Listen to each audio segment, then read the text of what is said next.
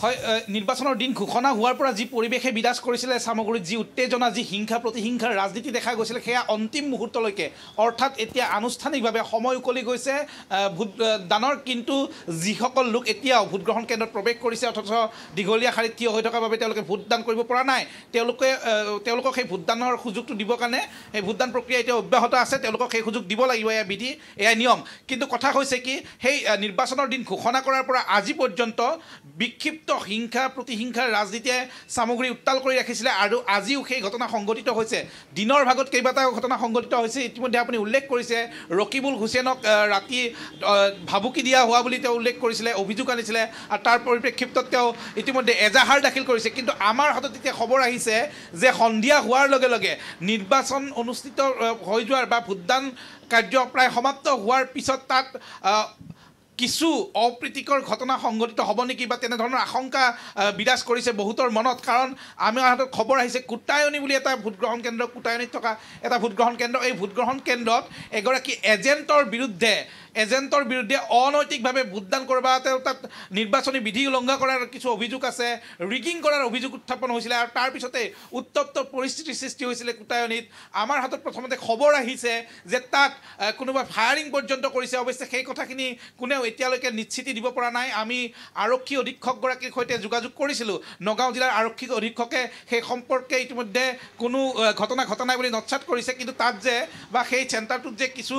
ঘটনা সংঘটিত হৈছে বা এজেণ্টগৰাকীৰ বিৰুদ্ধে যে অভিযোগ উঠিছে সেই সম্পৰ্কে তেওঁ নিশ্চিতি দিছে আমাৰ সৈতে এই মুহূৰ্তত নয়নমণি আছে নয়নমণিৰ সৈতে মই অকণমান কথা পাতিম সামগ্ৰিকভাৱে আজি যদি চাওঁ গোটেই বিধানসভা সমষ্টিটোৰ বিভিন্ন স্থানত কিন্তু সৰু বৰ ডাঙৰ ঘটনা সংঘটিত হৈছে বিক্ষিপ্ত ঘটনা সংঘটিত হৈছে এই পৰ্যন্ত এনেধৰণৰ ঘটনাৰ খবৰ আহিয়ে আছে কুটায়নিত কিছু সময় পূৰ্বে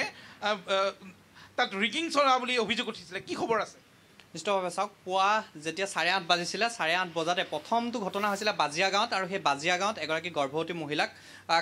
মাৰা হৈছিলে আৰু তেওঁ সংকটজনক অৱস্থাত নগাঁও মেডিকেল কলেজ হস্পিটেললৈ প্ৰেৰণ কৰা হৈছিলে সেই যি আৰম্ভণি হ'ল এই পৰ্যন্ত কিন্তু শেষ হোৱা নাই এতিয়া 5 বাজি গৈছে আচলতে এইখিনি মুহূৰ্তত খবৰ আছে যে কুটায়নিত এটা উত্তপ্ত পৰিস্থিতিৰ সৃষ্টি হৈছে আৰু পুলিং এজেণ্টক লৈ এই উত্তপ্ত পৰিস্থিতি ইতিমধ্যে সৃষ্টি হৈছে আৰু তাত নগাঁও জিলাৰ আৰক্ষী অধীক্ষকগৰাকীৰ লগতে আৰক্ষীৰ উচ্চ পদস্থ কেইবাগৰাকী বিষয়া ইতিমধ্যে গৈ উপস্থিত হৈছে আৰু তেওঁলোকৰ উপস্থিতিত পৰিস্থিতি কিছু খাম কাটিছে এই মুহূৰ্তত কিন্তু ক'ব লাগিব যে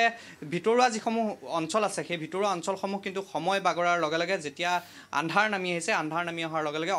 অগ্নিগৰ্ভা হৈ পৰা ইতিমধ্যে দেখিবলৈ পোৱা গৈছে আৰু উল্লেখ কৰিব লাগিব যে সামগ্ৰী প্ৰথম অৱস্থাৰ পৰাই হিংসাত্মক ঘটনা সংঘটিত হৈছিলে তাৰ পৰিপ্ৰেক্ষিতত আচলতে ভোটদান কৰিবলৈ ৰাইজ ওলাই আহিব নে নাহে তাক লৈ অনিশ্চয়তা আছিলে কিন্তু এই মুহূৰ্তত ক'ব লাগিব যে এই মুহূৰ্তত 5 বাজিছে 5 বজাৰ ৰিপৰ্ট মতে 78% ভোটগ্ৰহণ ইতিমধ্যে হৈছে বা 78% ভোটদান কৰিছে 80% আশা কৰিব পাৰি কাৰণ এতিয়াও বিভিন্ন ভোটগ্ৰহণ কেন্দ্ৰত দীঘলীয়া শাৰী আছে তেওঁলোকে ভোটদান কৰিবৰ কাৰণে ৰৈ আছে এতিয়া নিশ্চিতভাৱে 85% আশা কৰিব পাৰি এইটো কাৰণে কাৰণ বহু ভোটগ্ৰহণ কেন্দ্ৰত ইতিমধ্যে বহু সংখ্যক লোকে ভিৰ কৰি আছে 5 বজাত আনুষ্ঠানিকভাৱে বন্ধ হৈছে যদিও যিসকলে ইতিমধ্যে